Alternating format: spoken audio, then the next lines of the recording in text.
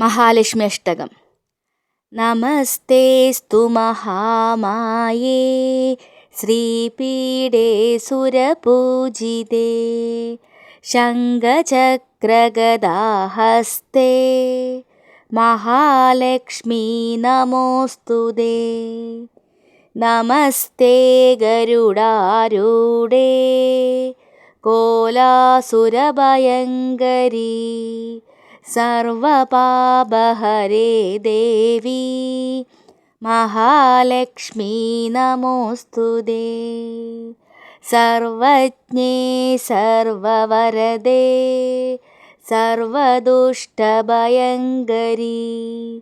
सर्वदुःखहरे देवी महालक्ष्मी नमोऽस्तुते।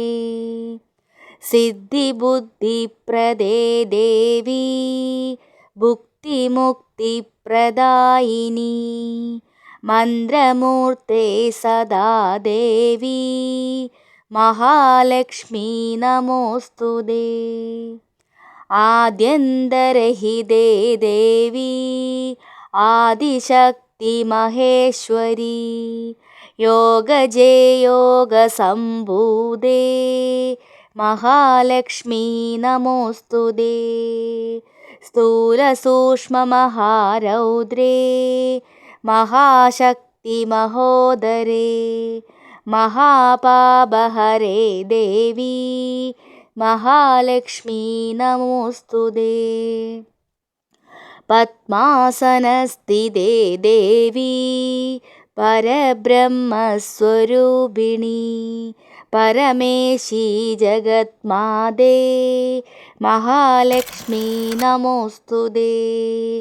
श्वेताम्बरधरे देवी नानालङ्कारभूषिते जगत्स्थिते जगन्माते महालक्ष्मी नमोऽस्तुते। महालक्ष्म्यष्टकस्तोत्रं या पठेद्भक्तिमान् नरः सर्वसिद्धिमवाप्नोति राज्यं प्राप्नोति सर्वदा।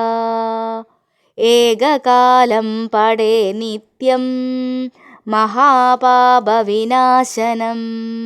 द्विकालं या पठेत् नित्यं धनधान्यसमन्वितः त्रिकालं या पठेत् नित्यं महाशत्रुविनाशनं महालक्ष्मीर्भवेत् नित्यं प्रसन्नवरदा शुभा।